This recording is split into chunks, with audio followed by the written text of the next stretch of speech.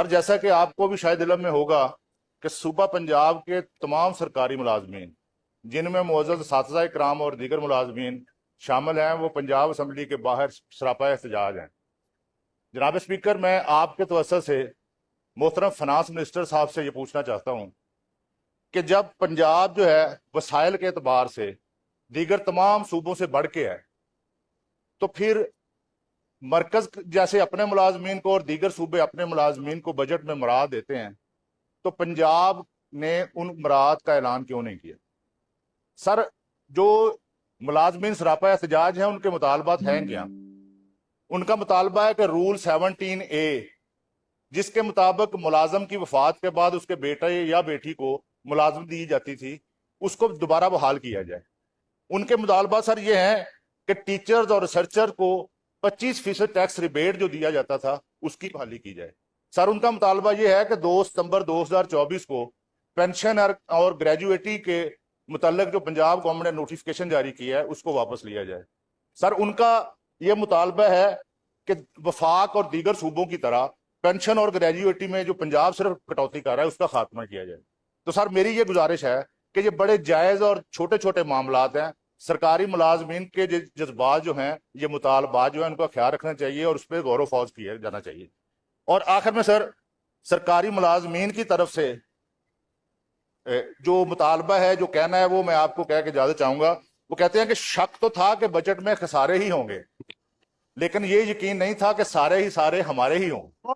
जी तो नाज़रीन गिरामी, जैसा कि आपने आज की इस वीडियो में पंजाब असम्बली की डिबेट सुनी है, जिसमें पंजाब असम्बली में सरकारी मुलाजमीन के हक में आवाज़ उठाते हुए मुअज़्ज़ज़ अरकान असम्बली का कहना था कि सरकारी मुलाजमीन ने अपना जो रिसेंटली एहतजाज किया है, उस एहतजाज में जो पॉइंट्स थे, जो चार्टर ऑफ डिमांड मुलाजमीन और पेंशनर्स ने हुकूमत के समय रखा था, उसको डिस्कस करते हुए मुअज़्ज़ज़ अरकान का कहना था कि जिस तरह वफाकी हुकूमत ने और दूसरे सूबों की जो हुकूमतें हैं, वो अपने सूबे के मुलाजमीन को मराद दे रही हैं, इस महंगाई के दौर में रिलीफ दे रही हैं, तो फिर उनका कहना था कि जो पंजाब हुकूमत है, वो अपने सूबे के जो मुलाजमीन हैं, उनको रिलीफ और उनको जो मराहत है, वो कम क्यों दे रही है।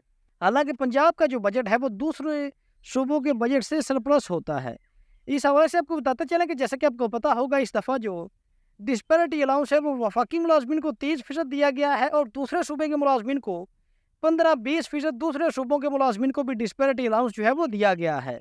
लेकिन जो पंजाब की सूबाई हुकूमत है, पंजाब की सूबाई हुकूमत ने अपने सूबे के मुलाजमीन को डिस्पैरिटी अलाउंस 1% नहीं दिया। डिस्पैरिटी अलाउंस के हवाले से पंजाब हुकूमत ने कोई किसी किस्म का ऐलान नहीं किया। इसके अलावा जो दूसरा बड़ा मुतालबा है सूबा पंजाब के सरकारी मुलाजमीन का, रूल 17A के हवाले से, जिसके तहत एक सरकारी मुलाजिम की दौरान सर्विस वफात के बाद उसके बीवी या बच्चों में से किसी एक को सरकारी मुलाजमत का हक दिया जाता है।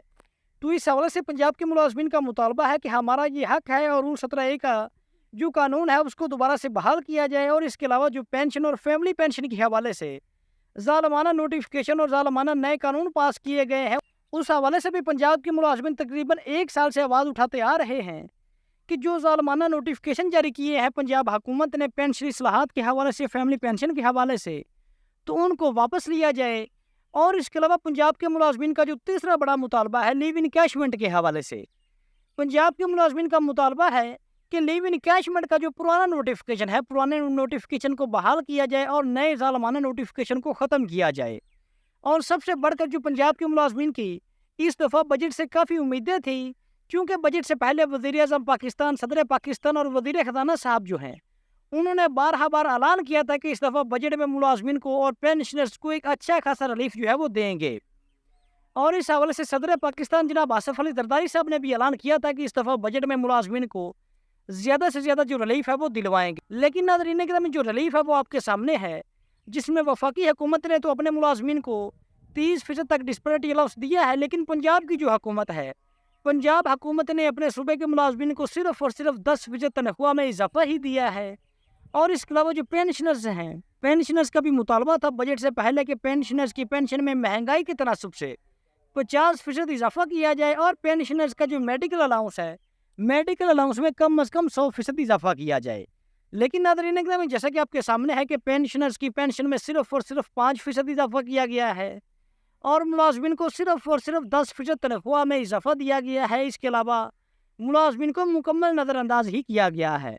इसके अलावा जैसा कि आपने देखा है, मुअज़्ज़ज़ अरकान असम्बली ये बात असम्बली में कह रहे थे کہ جو پنجاب کے ملازمین کا مطالبہ ہے انکم ٹیکس کے حوالے سے، خاص طور پر اساتذہ کا اور جو ریسرچرز کا مطالبہ ہے جن کو اس سے پہلے 25% ٹیکس میں ریلیف دیا جاتا ہے ٹیکس ریبیٹ کی مد میں. تو جیسا کہ آپ کو پتہ ہوگا اس ٹائم پہ جو اساتذہ کرام ہے یا پھر جو ریسرچرز ہیں ان کو جو 25% ریلیف دیا جاتا تھا وہ حکومت پنجاب نے ختم کر دیا ہے. تو اس حوالے سے بھی ملازمین کا مطالبہ ہے کہ جس طرح شروع سے پہلے دن سے اساتذہ کرام اور ریسرچرز کو ریلیف ملتا آ رہا ہے تو ان کو اب ریلیف جو ہے وہ ختم کیوں کیا جا رہا ہے.